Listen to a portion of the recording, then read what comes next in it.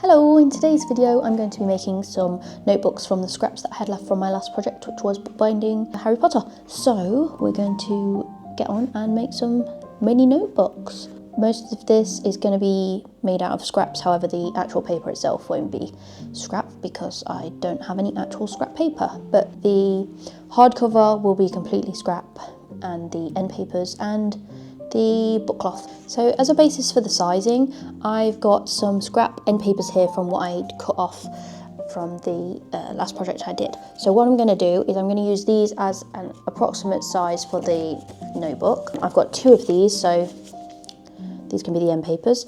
I'm unsure whether to do the notebook as in like a quarter of this or not, but I'll see when the time comes. And I've also got some scrap book board as well, so I can use this to create the hardcover as well.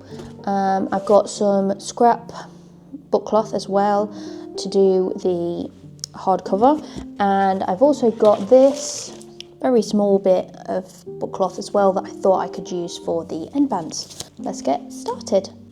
Okay, so I'm going to use these as my size guide, so I'm going to take some measurements now of how big these are approximately each, because they might be slightly different to one another. They shouldn't be, but we'll see anyway, and go from there from what I want to do for the size of the book.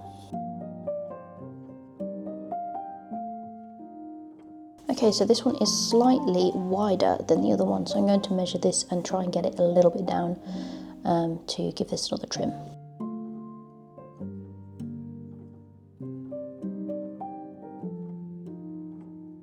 It's at least a little bit more dealable, I think. Let me put them together. Oh god, no it's not. That's as close as I'm going to get it. Okay, so now these are even. I'm going to take another measurement from each of these and go ahead and then cut the paper to size.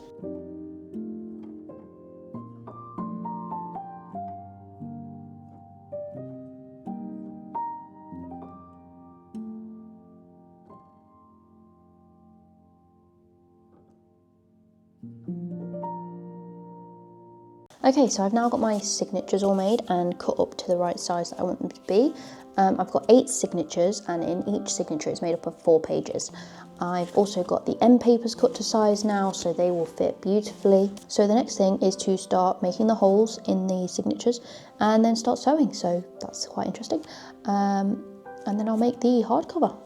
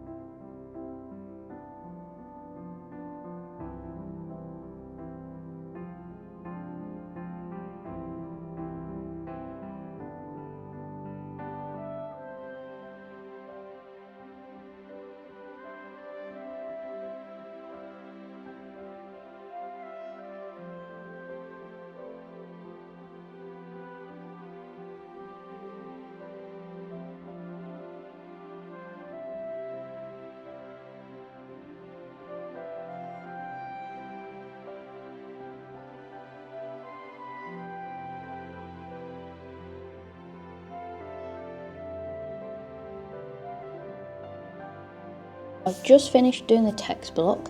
It's not completely straight on the edges or completely even either, but you know what, it's first try, so it is what it is. I need to do the hardcover now and attach the end papers and set the spine up, so that will be what I'm doing next.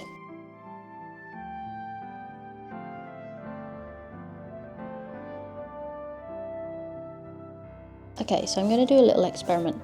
I think I'm going to add more cloth to the back of this, but I'm not entirely sure how it's going to affect the way that the spine lays open, because it lays beautifully flat at the minute.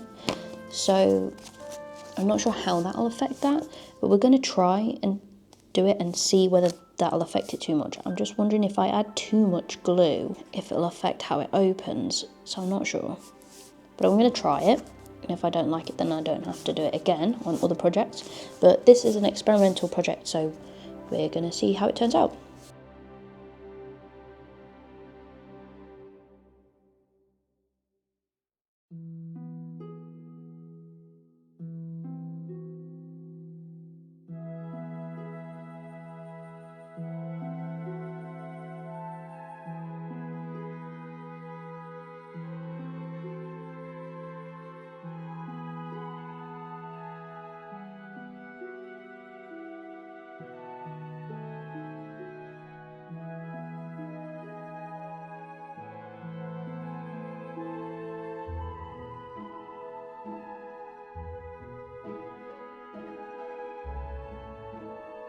I've just been sanding down the text block to make it a little bit more even. It's not completely perfect, but it's better than it was.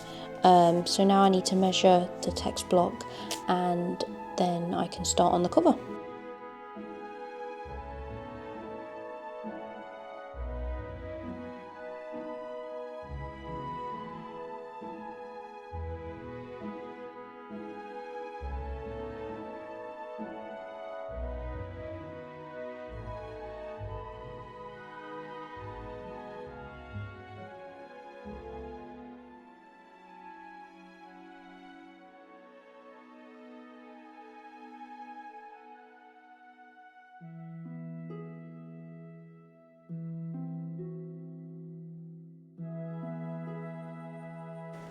So I've made a mistake.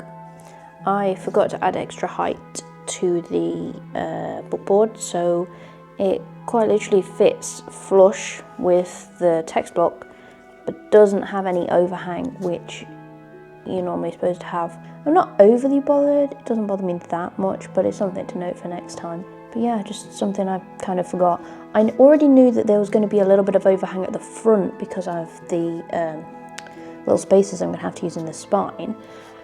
So that's not going to make a massive difference when it comes to like opening the notebook, I don't think, but in just terms of like the way it looks, it's going to look a little bit off. And I'm looking now, as I look at this, and the end bands are going to stick out like a sore thumb.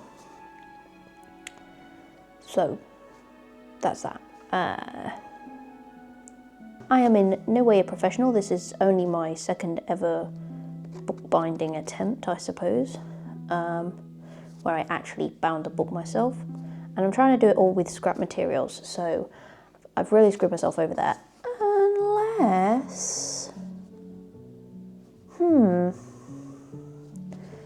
I'm just wondering if I could add some extra onto the bookboard.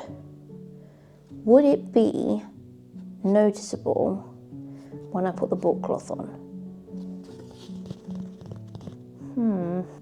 I might try it, you know, and see, because this is a very experimental project.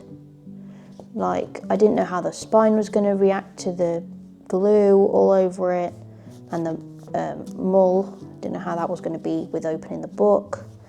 So, you know what, in the effort of learning, we're going to give it a try, and I will get back to you on that.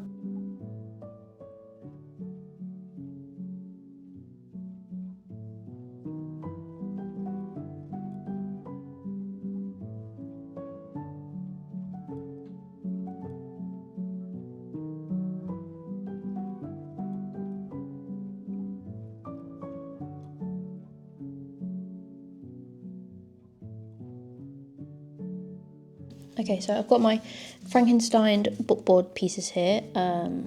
I just glued them together with some extra scrap and the spine. So now I've got to add some paper and create the hardcover case. I think I'm going to do a slightly thinner distance between the two, between the three pieces even, than what I did on my first bookbinding project, because this is a smaller book, so I don't think such a big gap between it will look quite right. I mean, it will take a bit of experimentation, so we'll see. But once I've done that, then it's on to doing the book cloth.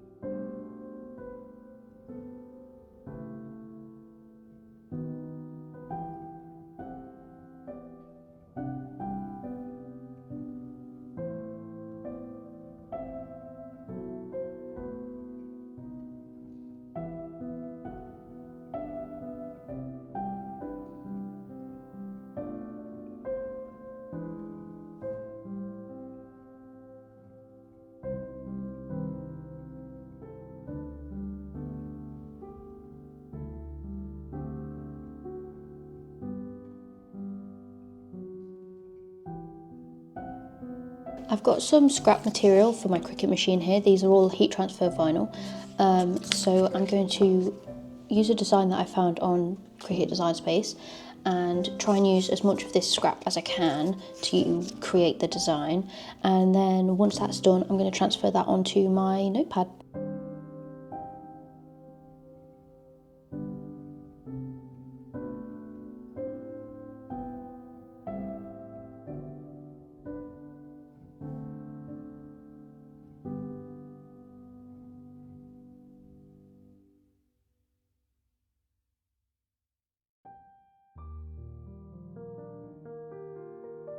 Okay, so I've just taken the book out of the book press. I've done that because when I ironed the iron-on vinyl to the book board, it sort of warps it a little. So I like to put it in the book press once that's done to make sure it's nice and flat. There are a couple of mistakes on this project, but you know what? You live and you learn. Like I say, I had to change the book board, alter that slightly, and it's actually not noticeable at all. Like, it's only noticeable if you're actually physically looking for it. Like, you can't see it on the cover, but if you run your finger along, you can slightly feel it. But if you're not looking for it, you're not even gonna know. There was an issue when I did the iron-on vinyl where the vinyl sort of like peeled up a little bit, which was kind of annoying, but not really anything I can do to fix that. Like I say, when I sanded it, sanded the pages and the text block, it's not all completely flat either. But overall, I feel like I've learned quite a bit doing this project. So sometimes it's not the end result that matters, it's what you've learned along the way. And you know what? I'm happy with both. So anyway, let's go and have a look at the final result.